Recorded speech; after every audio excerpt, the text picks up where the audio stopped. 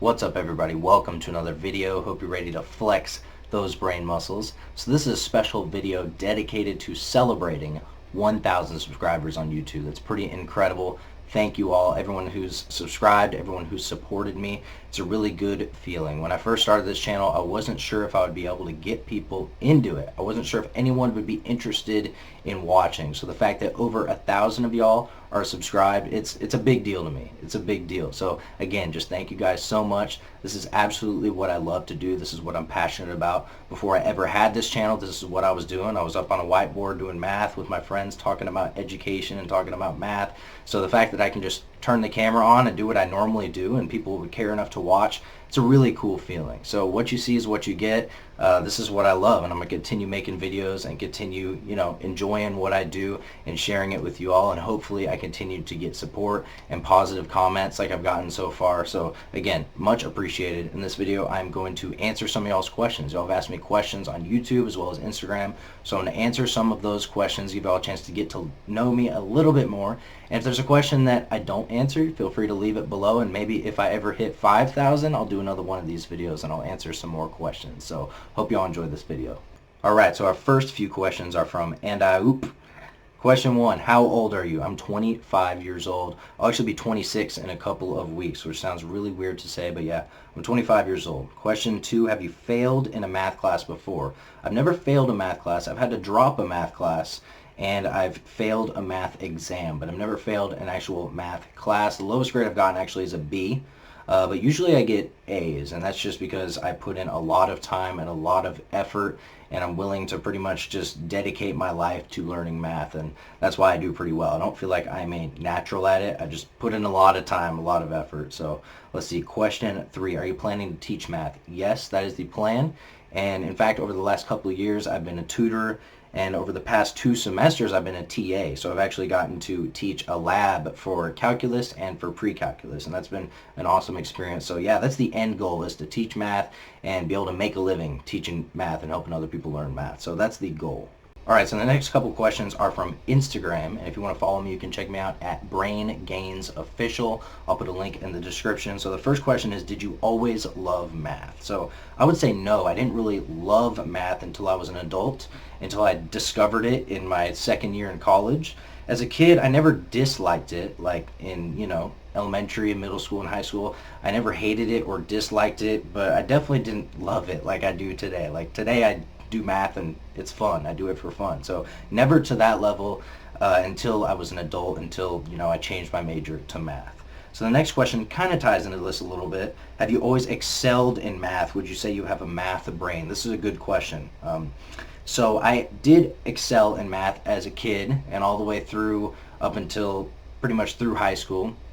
But in college, I would say when I hit about calculus 2, calculus 3, and started taking proofs courses and probability and discrete math. I mean, when I started to get, for a lot of people that's still lower level math, but into those maths, basically past algebra and calculus 1, past all that stuff, it started to get harder, and I noticed that I was no longer natural at it, right? So math brain may be more than the average person, but I don't feel like any kind of math genius by any means. I still have to put in a lot of time and a lot of effort to learn it and to understand it. So hopefully that answers your question.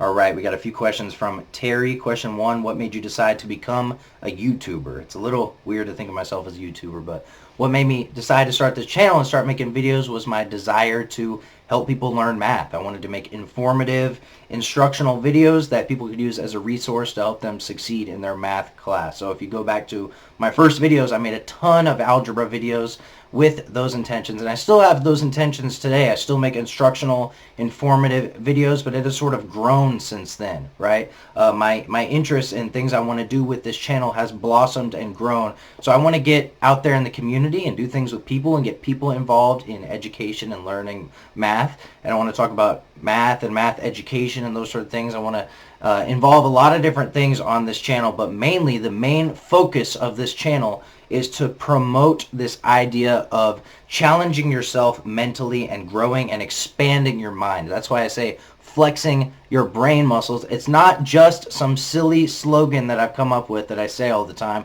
It does have a deeper meaning. And I really want to use this channel to promote that, to remind people how important it is to use your mind, right? To have something in your life that allows you to think deeply and think critically and challenge yourself mentally, because that's what math does for me. That's why I like math. One of the reasons why I like math so much is because it is so mentally challenging. So that's kind of what I want to promote with this channel, is that idea of pushing yourself mentally and growing. So question 2, which YouTubers do you enjoy watching? There's a ton of YouTubers that I watch. Pretty much all the math YouTubers I'm subscribed to, and this is all public. I think you go to my channel, you can see who I'm subscribed to. But outside of the math and education people, I enjoy watching Joe Rogan's podcast from time to time. I tune into that. Let's see, I'm a big MMA fan, so I watch all the UFC fights basically, so I'm subscribed to some of those channels that have to do with, martial arts and fighting and that sort of thing. And lastly, my sort of guilty pleasure that I don't talk about really at all is, from time to time I enjoy watching ASMR. I think it's relaxing. A lot of people think it's weird, so I don't really talk about it too much, but you might see those on my subscriptions as well. But feel free to check that out on my channel. Question 3, if you could do a collab with any YouTuber, who would it be and what would you be doing? So this is going to be really random, but there's this math guy. His name's Yay Math. At least that's the name of a channel. I don't really know his name, but Yay Math. He's a math teacher, and he does this really cool sort of skit or segment on his channel called Teach on the Beach. And he goes to the beach and he sets up a board and he talks about like cool math topics, and he gets people involved, just normal everyday people come up, interact with him, and talk about math. And I think that is the coolest thing. And he's got that kind of personality where, people on the street and his students as well, they'll be, I saw some clips and he was teaching like a summer class. It was like summer school. And these kids were legit excited and happy to be there and learn math, which is crazy, right? That's pretty awesome that he can get that kind of response out of his students and out of people. So I'd love to collab with him and do a Teach on the Beach segment. And I just think that'd be really fun. So hopefully that answers your question. All right, got a few more questions from VetDoze. Hopefully I said that right. Question 1, are you a graduate at maths? And if yes, what degree? Yes, I graduated with a BS in applied mathematics from Texas State University. Question 2, what is your favorite course, or rather topic in maths? This is a very hard question to answer. It's very hard. I don't think I can say a favorite course. Yeah, I mean, I've enjoyed just about every math course I've taken, some more than others. The ones I've enjoyed the most, I think, are analysis. I really enjoyed analysis. I really like the process of learning how to prove things and writing proofs and really understanding theorems. I feel like the better you are at that, the more you understand other maths. Like if you take analysis 1 and analysis 2, you will understand calculus so much better, right? Stuff from calculus starts to really make sense because you understand, the theorems, and you're really digging into the why, right? Instead of just doing applications and computations and that sort of thing. So really like analysis. Discrete math is really cool. Probability. Linear algebra, I enjoy it. Again, it's going to be hard to pick. Question 3, Andrew Dotson versus Epic Math Time. Who's bet? You can't ask me this, dude. You expect me to answer this? I'm subscribed to them both with the bell notification. Thank you very much. Yeah, I watch both their videos. I like both their videos. I will say Andrew, I don't understand that much physics, so a lot of his stuff just goes right over my head. But I still click on the video and hit the thumbs up to support him. He seems like a nice guy. Yeah, Epic Math Time. Yeah, they're both cool. I mean, I can't pick. Sorry, dude. All right, now we got a couple questions from Carla. Question 1, what, in your opinion, is the best way to study math? This is a really good question, and I think the answer to this question just depends on the person. So what I suggest personally is to try different things, all right? Try different things. So what I do is, first of all, I really do well with quiet study time. So I get the textbook, I get my notes, I get some headphones, and I get a really, really big cup of coffee, and I go somewhere quiet and I just dig into the math and I explore and I experiment and I think deeply about it, and I do that for as long as I can, and I tend to learn a lot during those sort of quiet study moments. But I also like getting with classmates, get a group together, a small group, 3 or 4 classmates, get a study room, bounce ideas off of each other, share our perspectives and kind of help each other out. That works well as well. I also meet frequently with my instructors in their office hours, right? And that way I can ask questions. That way I know I'm getting the answer I need to get because that's the instructor. I also see tutors in the math lab. I've gotten help from different tutors. So again, I do it all right? And I stick with what works best for me. So a good example is there's been quite a few math classes. I think 3 that I can think of off the top of my head where the first exam in that class I got a C on, right? But I finished the semester with an A in the class, right? And that's because I got that C and I think, okay, what I'm doing isn't quite working well enough, right? And I make some adjustments, and on that next exam, maybe I get a B. And then on that third exam, maybe I get an A. And then I get an A in the final, and I have enough, homework and quiz credit and that sort of thing where I end up with an A. That happens a lot for me. So always aim for progress. Always try to make adjustments and changes to improve your performance and improve how effective you are at studying. But it's going to be a little bit different for everybody. Question 2, what's the best type of cardio? This is going to seem like maybe a sort of cliche answer, I guess, but in my opinion, the best type of cardio is the type of cardio that you enjoy. And there's a couple of reasons I say that. First of all, you don't want to do something that you don't enjoy, especially if you're doing it often. You don't want to be miserable. It'd be nice if you enjoyed it, right? But the main reason is because if you enjoy it, you're a lot more likely to stick to it and be consistent. And this is how you get results with fitness, is consistency. You stick to something, you do it over and over, you do it for a long time consistently, and you see results. So if you enjoy something, it's not a struggle, it's not a hassle, you don't have to force yourself to go do something. You enjoy it, so you just go do it, and it becomes a part of your life. So whether that's sports, martial arts, boxing, biking, swimming, running, whatever it is, it doesn't matter. Find something that you enjoy and make it a part of your lifestyle so that it's not a struggle to do it, so that it's just something you do because you enjoy it. And then you'll also see the benefits from it. So it's really a win-win.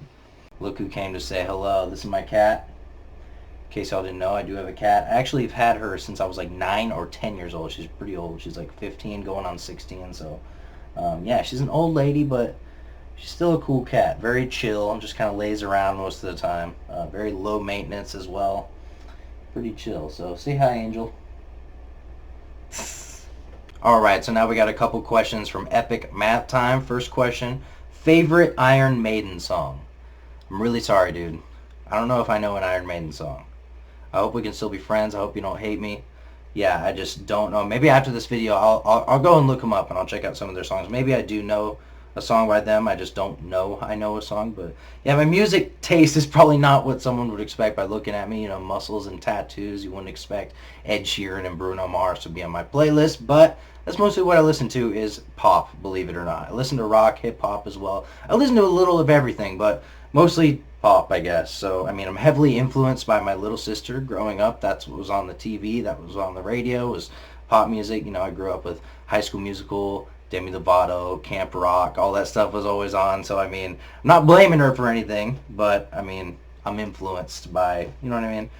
So let's see, next question. Most underrated, underused exercises. This is a good question. I like this question. So I would say the 2 exercises I think are underrated. The first one is a lat pull down.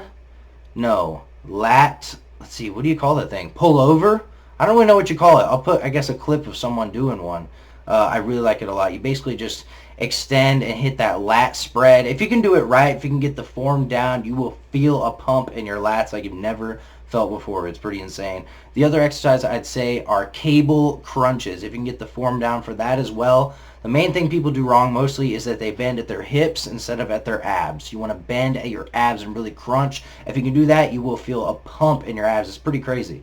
You'll feel, I like it a lot. It builds that top layer. It's going to really make your abs pop once you get lean enough for them to show. So those I think are my 2 most underrated, underused exercises in my opinion. Alright, got a question from Tyler Russell. How do you think grad school will change your workout regimen? This is a really good question. So my goal for the fall semester, which will be my first semester in grad school, is 3 workouts a week, and I'll probably just end up doing full body each time. So that's my goal. I'm hoping to be able to stick to that. I think it's pretty reasonable. I know I'll be busy and I'll have a lot going on, but I think I can make enough time for 3 workouts a week, like an hour and a half each time. I think that's reasonable. And maybe there will be weeks when I can only hit 2. I gotta cut one of those out. But I think I can consistently stick with 3. This past semester, I tried to do that. I didn't get it every week. And toward finals week, actually, like the last 2 weeks of school, I don't think I worked out. I think I maybe worked out once in those last 2 weeks. So at the end of the day, priorities. School is the most important thing in my life today. So if I have to miss a few workouts, it's really not the end of the world. Priorities. I have the rest of my life to lift weights and to do stuff like that. I only have the next few years to focus on school. So I got to accomplish this now, make sure my priorities are straight, and then I can lift weights for the rest of my life. At least that's my perspective on it. But good question, man. All right, got a good question here from Mr. Crossover. It's a little bit long, but I think it could be summarized by basically asking, is math about reasoning and logic and taking steps, or is it about obtaining the correct answer? I guess he's saying there's some issues in the education system in his country where students are only focused on the final answer rather than the steps and the logic. So I feel for you, man. And yeah, it is about technically both, but what should be focused on is the logic, is the reasoning, right? And the steps, because if you understand the logic and you understand how to do it and the process and the steps to take, then it's going to lead to the correct answer, right? So the correct answers almost come as a byproduct, as a result of having the right knowledge and taking the right steps. At least that's how I think of it. So we focus on teaching and learning the process and the method, and then as a result we get correct answers. And yeah, I think that's a good way to go about it. All right, we got a really good question here. Could you elaborate on your experience with changing your major and staying in school longer? What scared you and how did you overcome those fears? So this woman here is considering going in a different direction and sounds like she wants some suggestion or some advice. So yeah, that's the exact position I was in. About a year and a half into my college career, I was at a crossroads and I decided to change my major to math. There was a lot of fear, a lot of worry, a lot of doubt, stress, all kinds of emotions that went into it. But looking back at it, is the best decision I've ever made in my life, because my life today is better than it's ever been. I get to do what I love every day. I mean, it's just incredible, and I'm continuing to grow and continuing to do what I'm passionate about and what I love. So absolutely, if you're in that position, do it. Follow your heart. Follow where your soul is taking you. And if it doesn't work out, then it doesn't work out. Then at least you can go to sleep at night and know that you did the best you could. Maybe it wasn't what you thought it was. Maybe, you didn't quite make it, or whatever the case is, right? At least that's how it is for me. I don't want to ever live with that wonder of, I wonder what would have happened. Would I have been successful? Would I have been happy? I wonder what would have happened if I would have done this, if I would have followed my passion instead of doing something else because I was scared, right? Don't live with that regret. Don't live with that worry. Put it all out there. Do everything you can to follow what you're passionate about. And if it doesn't work out, then it doesn't work out. And at the end of the day, an extra year of college, an extra 2 years of college is nothing in the grand scheme of things, right? Think about how much life we have to live. I want to be 50. I want to be 60 and be happy. You know what I mean? And be living the life that I love. So set yourself up for that long term. At least that's what I'm doing. Setting myself up for the long term. And it's not always easy to do in the present moment. I understand. But I think you'll really enjoy it. You'll get a lot out of it if you just follow what you want to do, follow your passion. At least it's worked out for me so far. So that's just my suggestion. All right, got a good question here from Garth.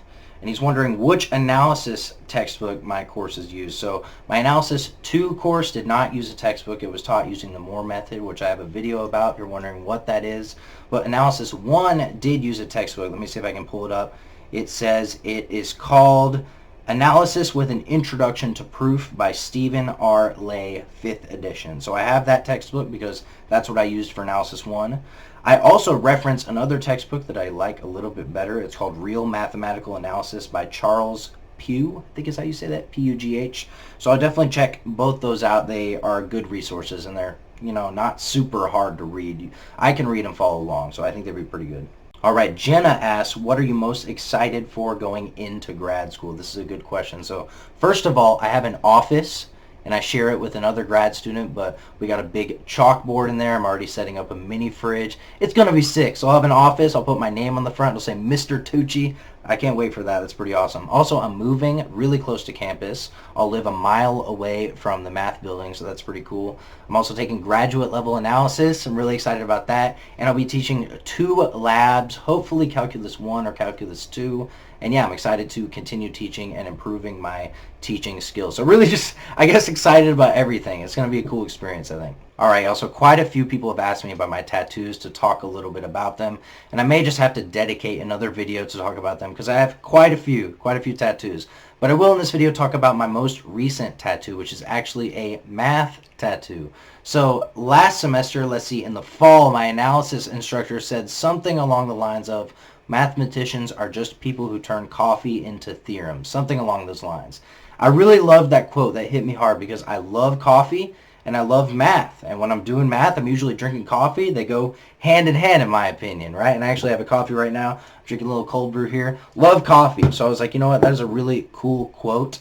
And yeah, I didn't really think much of it at the time, but a few months later I had that itch. I was like, I want to get tattooed, you know what I mean? And I was thinking like, why don't I have a math tattoo yet? Right? I mean, I'm about to graduate with a math degree. I have all these tattoos. I don't have a math tattoo. So I look on Google at math tattoos, and no offense to anyone who has one of those that are on Google, but most of them are pretty bad in my opinion. So I wanted something that looked good, right? So I thought of this quote and it hit me, and I was like, I think I can make something cool out of this. So I pitched it to an artist, and she drew up the tattoo, and I showed up, and I was like, holy cow, this is pretty awesome, and I got it tattooed on me. So that's the story of my most recent tattoo and my math tattoo, but maybe I'll make another video talking about all my other tattoos and the meanings behind them. They all have kind of a meaning, some more than others, right? But they all have their own sort of meaning, and it would just take a very long time to break down each one. All right, last couple questions we have. What is your favorite song, and what is your favorite movie? So these are actually really hard questions, a lot harder than I thought. So I really thought about them. For favorite song, I mean, it's going to be impossible to pick, but if I had to just throw one of my favorites out there, I'd say Pink Floyd, Comfortably Numb. I think that's the best guitar solo ever, and the song is just really powerful and evokes a lot of emotion. So I think that's a great song. It's a great choice. Definitely top 5 for me, probably. As far as my favorite movie, I really don't know how to pick this. I'll just list some off that I really love. Pulp Fiction, Fight Club, The Departed, The Town, Training Day. I think that might be it for now. Was that 5? Yeah. There's a lot more. As you can tell, I kind of like action, drama type movies. That tends to be my favorite genre. But yeah, those are good questions. So thank everyone who asked questions. And again, thank you guys for staying subscribed, supporting me, watching my videos. Y'all are all amazing. Leave any comments below. Questions, suggestions for future videos, any of that kind of stuff. But most importantly, keep flexing those brain muscles. I'll see you on the next video.